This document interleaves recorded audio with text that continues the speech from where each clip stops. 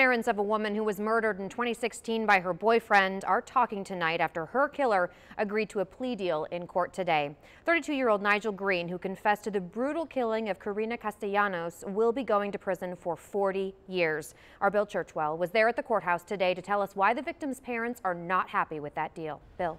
Well, that decision comes just one day after Green at first rejected that plea deal. His decision keeps him from facing a jury and a possible sentence of life in prison.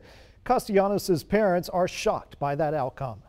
Nigel Green does not deserve to ever be free. He deserves life in prison.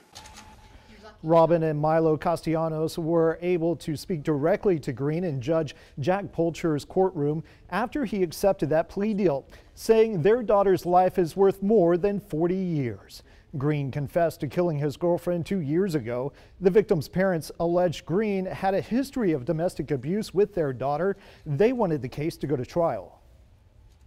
And in this case, there were a number of considerations that the attorneys had to take into place that they did take into mind, and that, factored into the plea offer. But more so than that is there was a confusion about whether the court would be taking this plea unless the family was on board.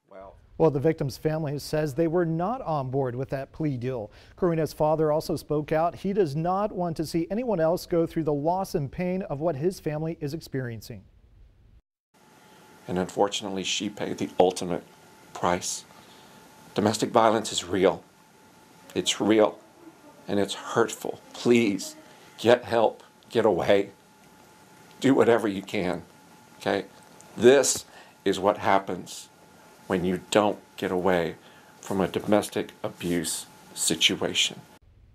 And he says his daughter, if alive today, would have celebrated her 29th birthday tomorrow. A part of that deal, Green waived any right to appeal the decision. And if you would like to hear the entire statement from the family, you can head over to our website at KIITV.com. Joe. Okay, Bill, thank you.